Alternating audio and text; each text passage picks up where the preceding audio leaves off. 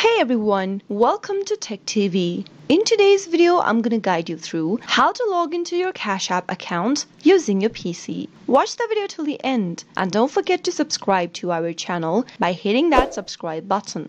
Also press the notification bell so that you'll never miss another upcoming upload from us. You can download the CashApp application for your PC or you can open up a web browser. In the web address bar, type in cash.app and press enter on your keyboard. You'll end up in the official web page of CashApp, which looks like this. Click the login button in the top right hand corner from the main home page, and in the sign in area, enter your email or your mobile number that is associated with your CashApp account. Once you type in your credential, click on request sign in code button and a confirmation code will be sent to your email address, or if you've typed in your mobile number, it will be sent on your mobile SMS. Type in the confirmation code. Once you receive it, into the text box. Click the sign in button after you are done, and soon after you do that, you'll be able to log into your CashApp account on your PC. This is the main home page of CashApp. You can now view your transaction history into the Activity tab, manage your account, and send payments right from your CashApp account.